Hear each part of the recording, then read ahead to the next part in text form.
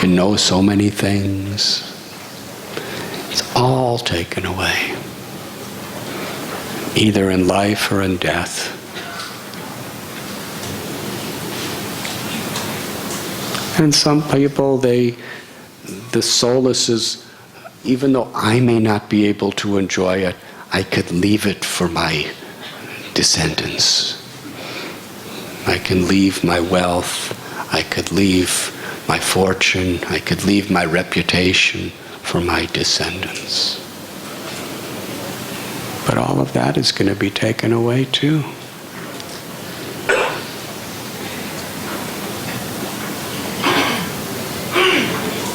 Nothing. We can't hold on to anything, and nobody else can hold on to anything that we have given them. Everybody must die, and everything's going to be lost. It's just a matter of time.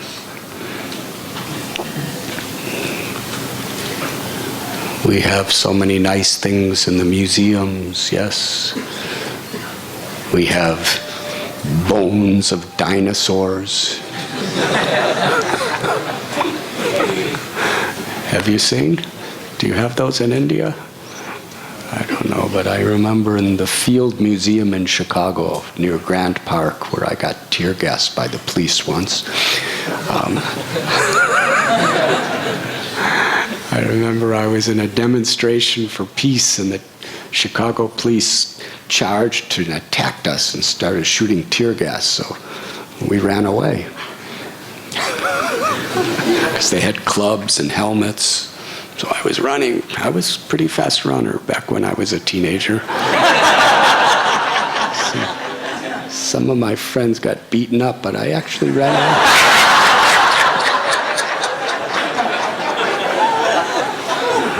But everything gets taken away. I'm not a fast runner anymore. But anyways, I ran into the Field Museum. And then I was face to face with this Tyrannosaurus Rex, this man-eating dinosaur. Yes, but he was just a skeleton. I remember when I ran inside, right in the main lobby, there was this big, gigantic dinosaur. They got his bones and reassembled him. So he was like, he had gigantic teeth. Can you imagine how much that cost? It's a fortune. So we're thinking we're preserving history by keeping these dinosaur bones. But even they're going to be lost. It's just a matter of time. Nothing is permanent in this world.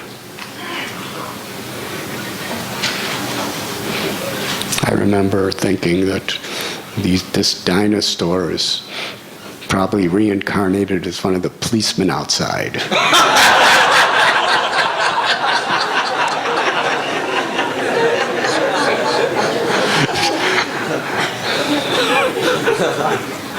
Beating people with sticks.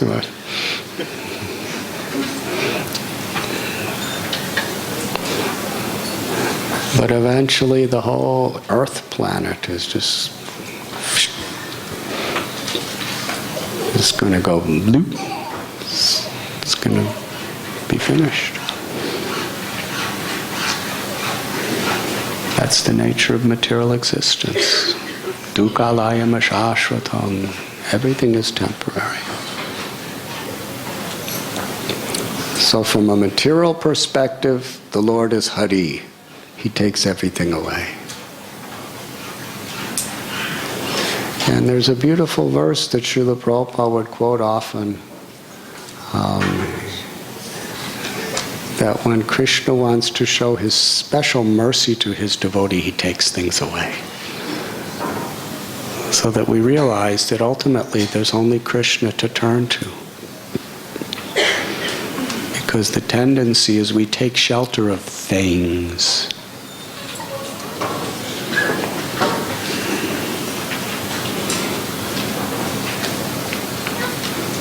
Kali Yuga, people love things and use people.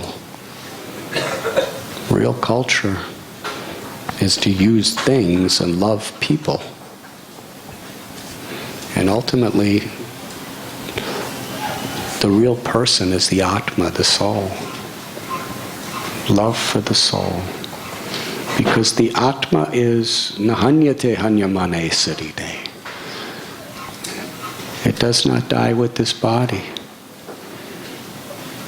The Atma is unaffected by the annihilation of the entire cosmic manifestation.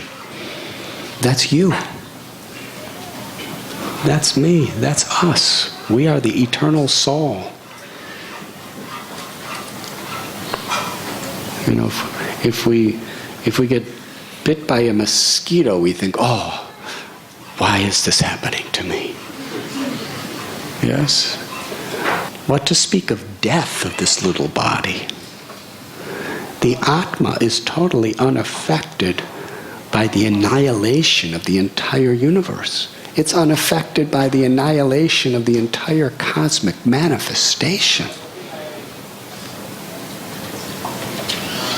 In the dream state, we're identifying with this body, we're identifying with the things and the people related to this body, so we're feeling pain. But the Atma itself is transcendental. Aparayami tastvanyam prakritim vidime param. It's beyond the 8 elements of material existence. The Atma is part of Krishna. That's who we are. That's who we've always been. We're transcendental. Krishna consciousness is to give us that understanding.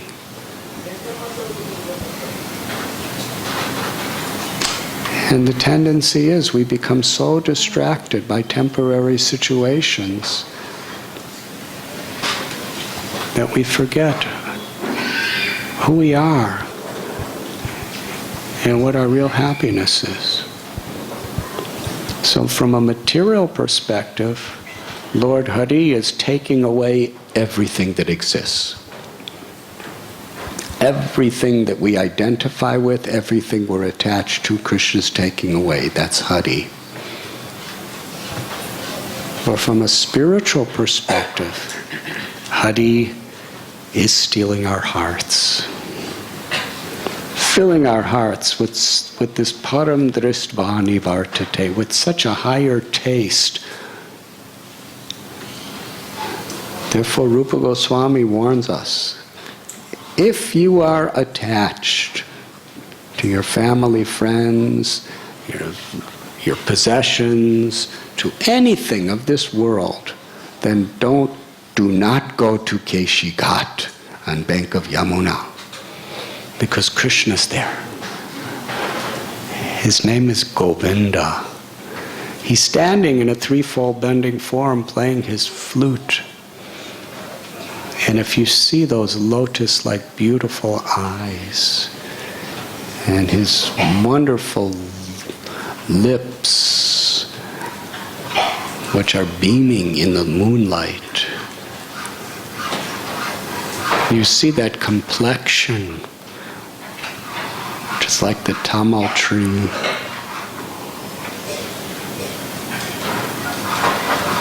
You become so attracted, so intoxicated, that beauty of Krishna steals your consciousness away from everything of this world.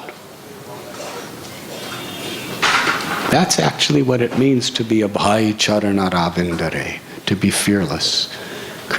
When Krishna steals your heart, steals your mind, Krishna's name is Manohar. He steals the mind away from all these temporary attachments.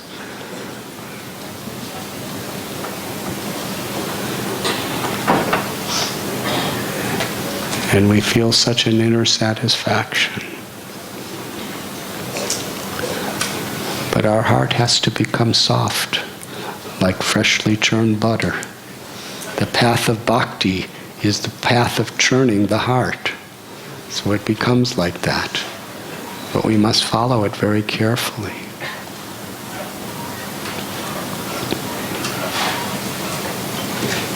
And Krishna's Bhaktavatsal. Vishwanath Chakravarti Thakur, one of the greatest acharyas, acharya who has illuminated the rasika aspect of Krishna's leelas in such an unparalleled way. He has explained that this is the primary feature of Krishna. Bhaktavatsal. He loves his devotees.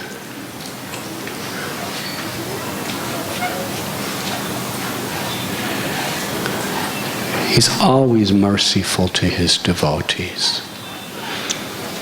And of all aspects of Krishna, this is Krishna's dearmost quality to himself. Bhaktavatsal. That he gives his heart with love to his devotees. And this is the quality of Krishna that we must very much understand. It is the highest truth.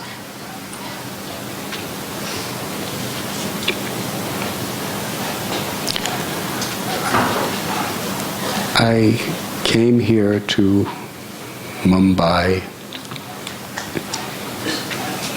I was supposed to come in October, but I came early because of this most devastating tragedy that has come into all of our lives, of these 8 intimately dear devotees who Krishna has taken from us so suddenly, from a material, from even a spiritual perspective.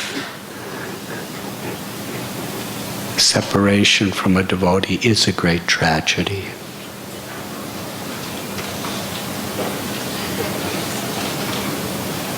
Imagine 2 young girls who have lost their mother, father, and brother in an instant. A man who has lost his wife and only child. Parents who lost all their children.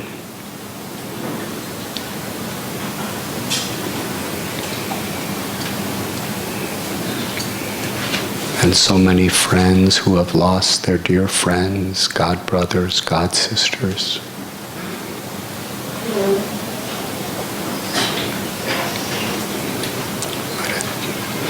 But in the sadness of the loss of these devotees, and in the sadness of seeing so much pain and broken hearts,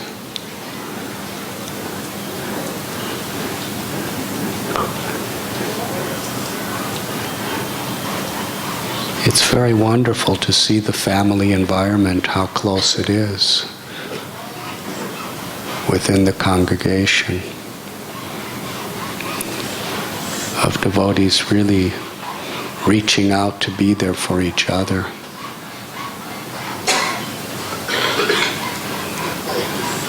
Something very beautiful.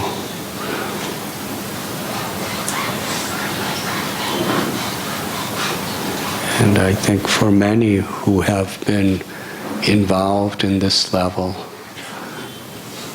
have actually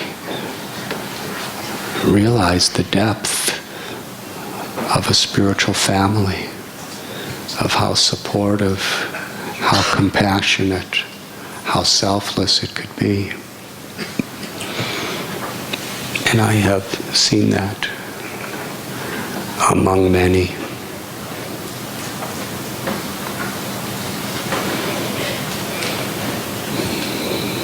Krishna is Hari. He's going to take everything away through time, through material existence. but he's also Bhaktivatsal.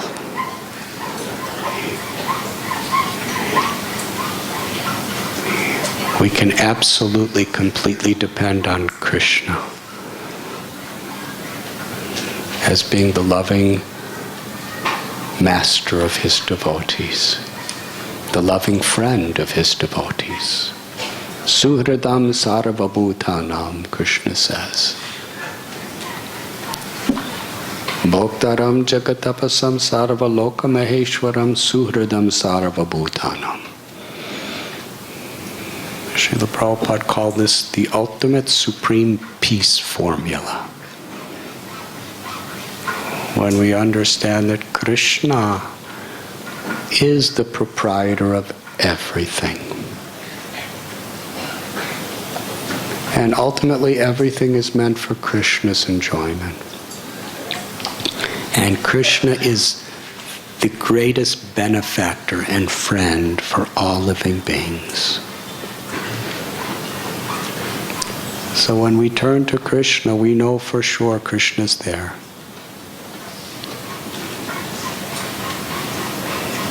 If we have any faith in Srimad Bhagavatam, or any of the acharyas, then we know for sure that for a sincere devotee, Krishna is always there.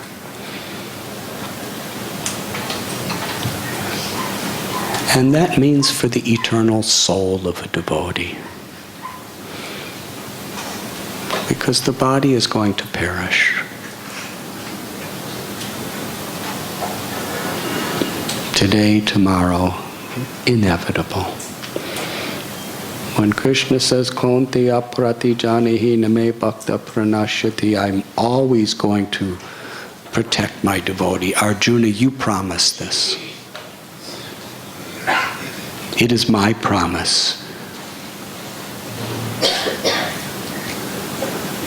Krishna's there to protect the devotee.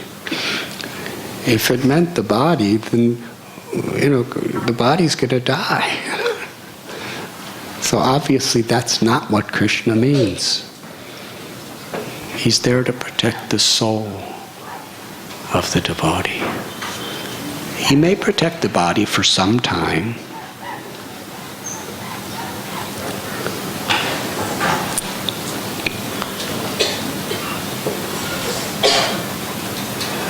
So all of these devotees, each and every one of them who has been taken from us, was such an example of such sincere, beautiful devotional service.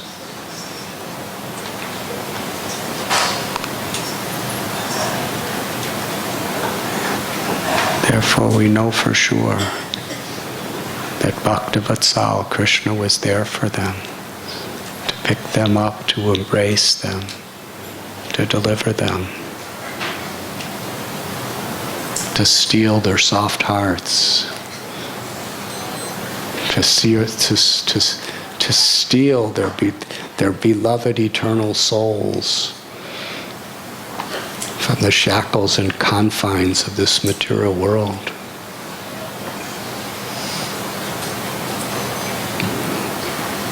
And at the same time is giving us an opportunity in our separation, through the tears of our love for them, to make our hearts softer, to bring us together as a selfless family where we're actually here for each other.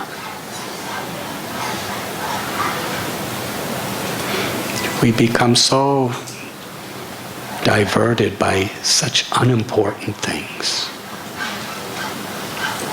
We fight over such unimportant things. Yesterday there was a beautiful prayer ceremony for Gaur Krishna Prabhu by the Brahmacharis.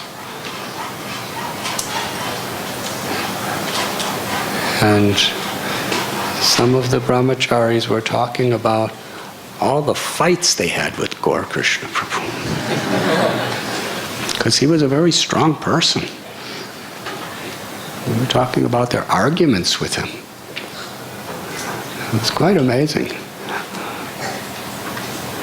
And in almost every case, those arguments and very difficult relationships turned into the most intimate friendships. Because all of the things that we disagree with are usually so superficial.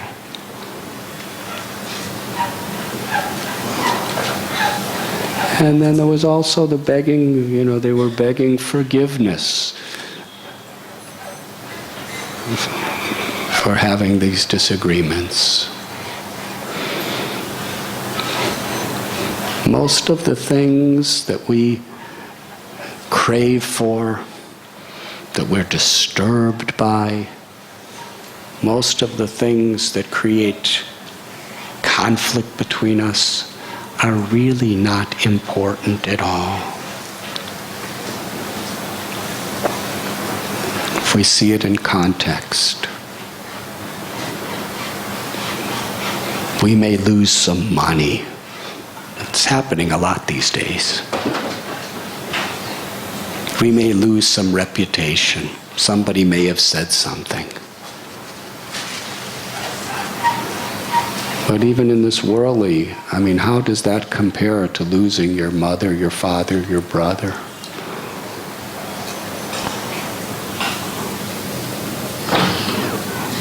When there was an earthquake in Gujarat or in Latur, tens and thousands of people died. People, all their property, all their relatives. That's the way the material world is. And yet we become so disturbed by such petty things. Yes, Bhaktivatsal has taken these loving devotees into his most magnanimous, loving embrace. For them, everything is perfect. But for us, there's so much to learn. How to come together really as a spiritual family with real values and not allow these superficial tricks of Maya to come between us, to create enmity, to create disunity.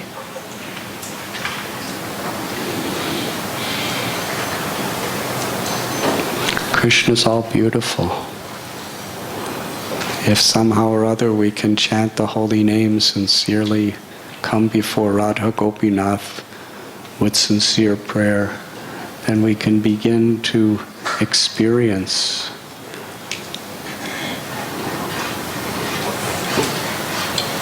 Krishna. It's like this garland of Kadamba flowers.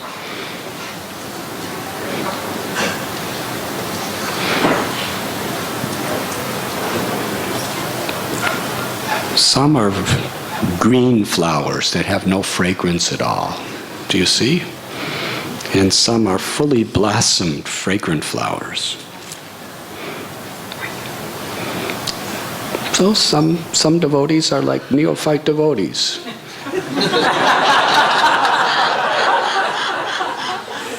They don't have so many good qualities. They're kind of hard.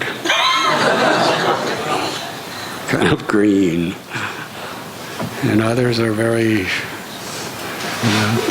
mature devotees. There's different colors and different shapes and everything else.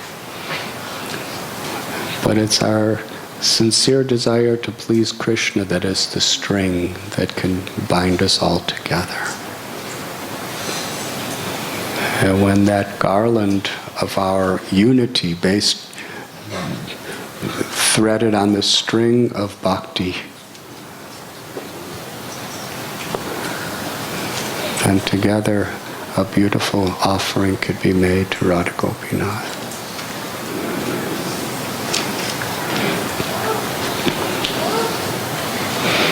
And our willingness to be there for each other, even despite differences, is part of the churning of the butter of our hearts to make it soft and sweet.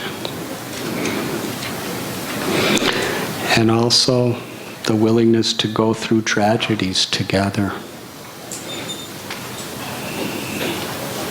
with the proper spirit of compassion is part of the plan within this material world